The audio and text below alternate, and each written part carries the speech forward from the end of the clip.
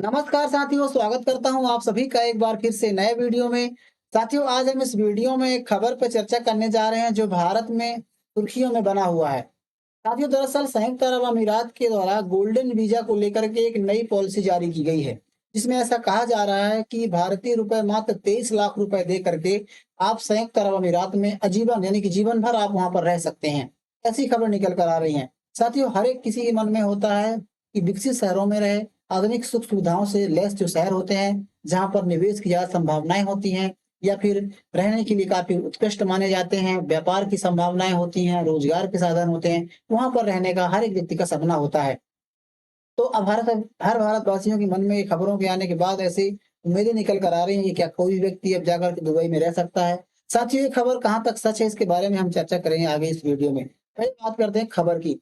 दरअसल खबरों में आप देख सकते हैं यूएई की 23 लाख रुपए के गोल्डन वीजा की खबरों को लेकर के भारत के सोशल मीडिया में तमाम तरह की खबर निकल कर आ रही हैं, जिसमें समाचार एजेंसियों, सोशल मीडिया के माध्यम से हेडलाइंस बन रही हैं और इस प्रकार के इनके बारे में इसका जिक्र किया जा रहा है।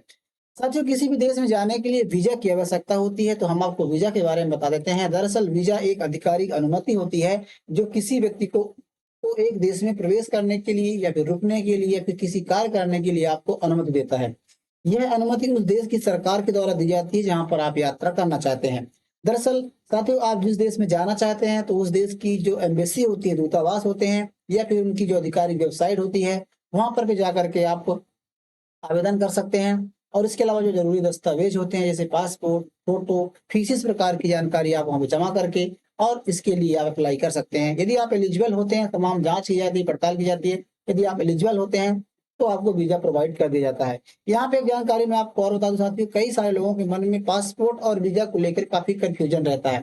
वो दोनों चीज़ों को एक समझते हैं। लेकिन साथियों, मैं आपको बता दूँ कि वीज़ा जो होता है, जिस देश में आप जाना चाहते हैं, उस देश के द्वारा आपको प्रोवाइड की जाती है। लेकिन आप जो पासपोर्ट होता है वो जैसे आप भारत जिस देश के आप निवासी होते हैं, जिस देश के आप नागरिक होते हैं, उस सब देश की सरकार के द्वारा आपको दी जाती है। जैसे बात करें भारत में, तो भारत के नागरिकों को भारत सरकार के द्वारा एक पासपोर्ट प्रोवाइड की जाती है, जो पूरे दुनिया भर में आपको एक पहचान दिलाता है कि आप एक भारतीय नागरिक हैं। मतलब आपको एक विश्व भर में पहचान पत्र के रूप में कार्य करता है, उसमें सारी जानकारी आपकी एंट्री होती है। ठीक उसी प्रकार से जो वीज़ा होता है, जिस देश में आप जाना चाहते हैं, उस देश की सरकार के द्वारा आपको दी जाती है। उस वीज़ा को आपके पासपोर्ट में अटैच कर दिया जाता है, एक लोगो टाइप का होता है, तो आप उसको लेकर के जाते हैं, तो वहाँ पर आपको मान्यता मिल जाती है, आपको वहाँ पे अलाउ कर दिया जाता है। तो साथियों, आप समझ गए होंगे वीज़ा और पासपोर्ट में क्या अंतर होता है। साथियों, वीज़ा कई प्रकार के होते हैं, कई सारे इनके बारे में आपको बता दें। वीज़ा जो घूमने-फिरने या फिर टूरिस्ट के तौर पर जाते हैं, तो आपको टूरिस्ट वीज़ा मिल सकता है। इसके अलावा विदेशों में पढ़ाई करने के लिए स्टूडेंट वीज़ा होती है। किसी कंपनी में कार्य करने के लिए आपको वर्क वीज़ा मिलता है। यदि आप बिज़नेस के पर्पज़ से किसी देश में जाना चाहते हैं, तो आपको वहाँ पर बिज़नेस वीज़ा प्राप्त हो सकता है। इसके अलावा लंबे समय तक यदि आप बसने या रहने का किसी देश में प्लान कर रहे हैं, तो आपको वहाँ पर परमानेंट वीज़ा भी मिल सकता है। इसके अलावा साथियों, जो सरकारी अधिकारी कर्मचारी होते हैं, जो किसी कारण से या किसी काम से विदेश का यात्रा करते हैं, विदेश का दौरा करते हैं, तो वहाँ पर डिप्लोमेटिक डिप्लोमेटिक जो वीज़ा होती है वो उनको प्रोवाइड की जाती है। एक और प्रकार की वीज़ा होती है गोल्डन वीज़ा। साथियों, इस प्रकार की वीज़ा के बारे में हम आपको बताएँगे, जो अभी चर्चा में बना हुआ है। दरअसल ये निवेश या विशेष योग्यता के आधार पर दी जाने वाली वीज़ा होती है, जो लंबी अवधि तक वहाँ पर रहने का प्रयास करता है। साथ ही ये वीज़ा जो है संयुक्त अरब अमीरात के द्वारा दी जाती है। बात करें संयुक्त अरब अमीरात की, तो संयुक्त अरब अमीरात भी 7 अमीरातों से मिलकर के एक कंट्री बनी हुई है, देश बना हुआ है। जिस प्रकार से इंग्लैंड की बात करें, जो ग्रेट ब्रिटेन जिसे कहते हैं, वो भी 3-4 शहरों से मिलकर 4 शहरों से मिलकर बना होता है। इसी प्रकार जो यूनाइटेड स्टेट है, यानी कि संयुक्त राज्य अमेरिका है, ये भी कई सारे यूनाइटेड स्टेट से मिलकर बना होता है।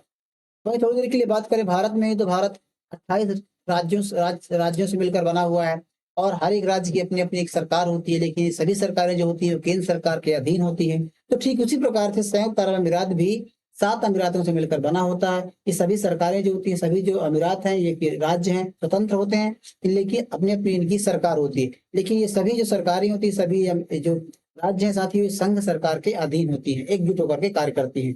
ये सभी अमीरातों की बात करें तो ऐसे Abu Dhabi, Dubai, Sharjah, Ajman, Al Quwain, Ras Al खैमा और फजुरैय, इस प्रकार इनके नाम हैं। तो आप यहाँ पे देख सकते हैं, यहाँ पे रहने के लिए बारे में बात कही जा रही है।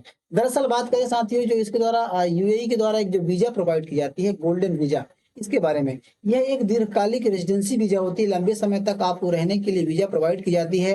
जिसको संयुक्त अरब अमीरात सरकार के द्वारा 2019 में शुरू किया गया था।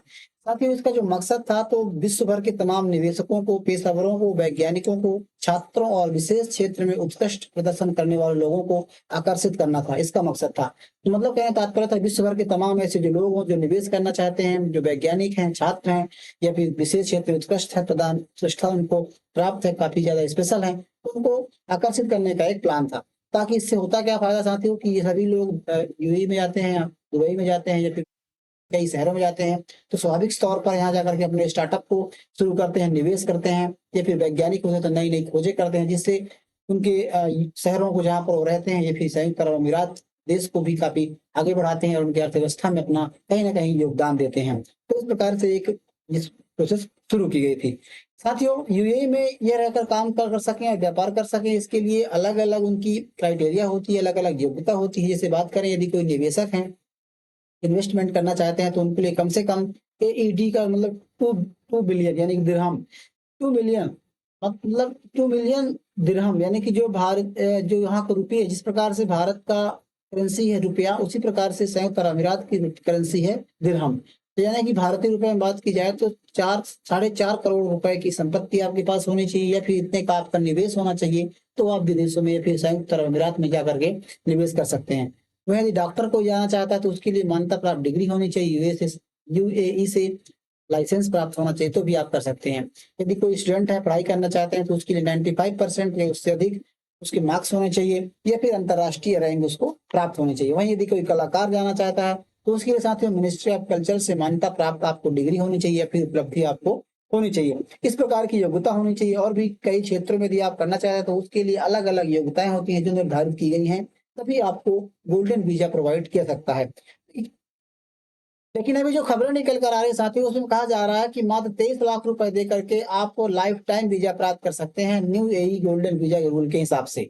साथियों, उसके करोड़ों के निवेश की जगह अब आपको जरूरत नहीं होगी, मात्र आप 1 लाख एडी 1 लाख दिरहम यानी कि लगभग 23 लाख रुपए के आसपास दे करके आप निःशुल्क माफ कीजिए 23 लाख रुपए दे करके आजीवन यूएई में गोल्डन वीजा प्राप्त कर सकते हैं। इस प्रकार की खबरें निकल कर आ रही हैं और सोशल मीडिया में इस प्रकार की खबरें हेडलाइंस बन रही हैं, जिससे भारत में लेकर के हलचल मची हुई है। ऐसा खबरों में कहा जा रहा है कि जो प्रोग्राम है या फिर ये जो प्रोजेक्ट है अभी पायलट प्रोजेक्ट यानी कि अभी सिर्फ प्रायोगिक तौर पर शुरू की गई है और यह पायलट प्रोजेक्ट के रूप में भारत और बांग्लादेश को चुना गया है। साथ ही रिपोर्ट के मुताबिक यूएई का जो रयाद ग्रुप है यह इस प्रकार की जो प्रक्रिया है भारत में इसकी कार्यप्रणाली को संभाल रहा है और खास कर बता दें कि इसमें जो न्यू वीजा पॉलिसी जारी की जा रही है गोल्डन वीजा की, इसमें फैमिली बेनिफिट्स के बारे में भी बात कही गई है। इसमें कहा गया है कि जो आवेदक हैं उनके पति पत्नी और बच्चों को भी और परिजनों को भी इसमें शामिल करने की बात कही गई है। तो इस प्रकार की खबरें निकल कर आ रही हैं। हालांकि साथियों, खबर आने के बाद से कई सारे ऐसे जानकार हैं जो सलाहकार हैं या फिर जो कहें कि कई सारी एजेंसियां हैं, कंसल्टेंसी हैं जो वीजा प्रोवाइड करवाती है, वीजा के लिए कार्य करते हैं, उनके द्वारा भी असमंजस बने हुए हैं क्योंकि इस प्रकार की स्थिति को लेकर के संदेह की स्थिति बनी हुई है।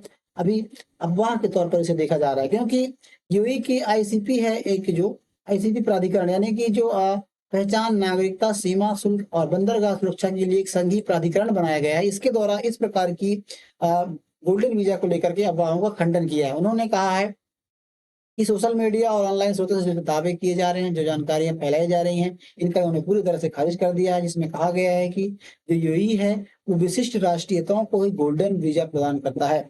मतलब कहने का तात्पर्य उन्होंने ये भी कहा है कि इस पर उनको ध्यान देने की बात नहीं है।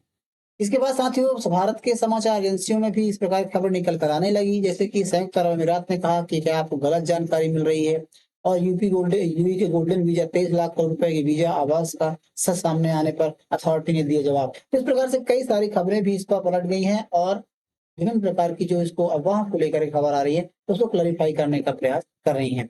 साथ ही प्राधिकरण ने भी जोर देकर कहा है कि इस प्रकार की जो अफवाहें इस पर ध्यान न दें और सिर्फ आधिकारिक जो उनके प्लेटफॉर्म है, डिजिटल प्लेटफॉर्म, वहां पर ही उन्होंने विश्वास करना चाहिए।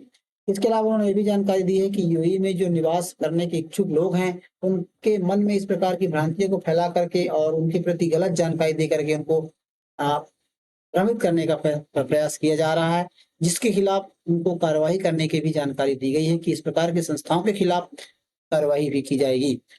साथियों बात करें कि इसके अलावा ईसीएच ग्रुप के जो प्रमुख कार्यकारी अधिकारी हैं इकबाल मार्कोनी, उन्होंने भी इस चीज़ को लेकर के खंडन किया है और इस प्रकार की खबरों को उन्होंने अफवाह के तौर पर बताया कि पूरी तरह से ये खबर अफवाह है। साथियों इसके अलावा बात करें कि यदि इस प्रकार की खबरें जो आ रही है कि मात्र 23 लाख में सिर्फ भारतीयों को वहाँ पर रहने का अवसर मिल सकता है, तो इससे भारत की अर्थव्यवस्था पर क्या प्रभाव पड़ सकता है? साथियों इससे होगा क्या कि भारत के जो युवा हैं, डॉक्टर हैं, जिनकी इनकम काफ़ी अच्छी है, वो स्टार्टअपर हैं, वो यूएई में बसने का रास्ता देखेंगे और यूएई में जाने का प्लान करेंगे, जिससे भारत की जो अर्थव्यवस्था है, तो उसपे कहीं न कहीं गड़बड़ी आएगी और कहीं न कहीं उसपे गिरावट देखने को मिल सकती है। इसके अलावा जो निवेशक होंगे, वो भी प्लान करने का प्रयास करेंगे क्योंकि हर एक व्यक्ति अ, जो यूएई के कुछ शहर हैं, यूएई को टैक्स फ्री और बिज़नेस फ्रेंडली मानते हैं। बहुत सारे बिज़नेसमैन होते हैं जो फ्रेंडली मानते हैं, यूएई में टैक्स कम लगता है, इस प्रकार की बातें निकल कर आती हैं। तो 23 लाख देकर के स्थायी निवास का विकल्प निवेशकों को आकर्षित कर सकता है। इसमें जो भारत के जो मध्यम स्टार्टअपर होते हैं, उनको काफ़ी ज़्यादा नुकसान देखने को मिल सकता है।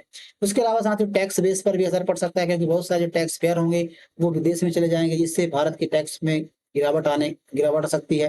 टैक्स सिस्टम से बाहर हो जाएँगे और गिरावट देखने को मिल सकता है।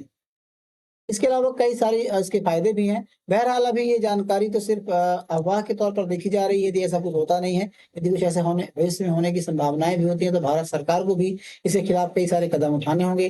जो ऐसे मामले हैं, इनको सोच-समझ कर नीतियाँ बनानी होंगी। साथ ही भारत में जो अधिकतर करियर को लेकर के और टैक्स राहत को देने के बारे में बात की जानी होगी। इसके अलावा स्टार्टअप को लेकर के भी कई ऐसी नीतियाँ बनानी होंगी, वो भारत सरकार के द्वारा ली जाएगी। बहरहाल साथियों अभी जो खबर निकल कर आ रही है, पूरी तरह से अफ़वाह है। और भी यदि ऐसी-वैसी खबर आती है तो हम आपको इसके बाद ज़रूर शेयर करेंगे, इस प्रकार की खबर निकल कर आती हैं तो। बहरहाल अभी ये जानकारी आपको कैसी लगी आप हमें कमेंट बॉक्स में ज़रूर बताइए। वीडियो यदि पसंद आ रहा है तो लाइक ज़रूर कीजिएगा, साथ ही चैनल को सब्सक्राइब कर लीजिए, दोस्तों के साथ ज़रूर शेयर कीजिएगा। मिलते हैं किसी ऐसे नए वीडियो में, तब तक के लिए नमस्कार।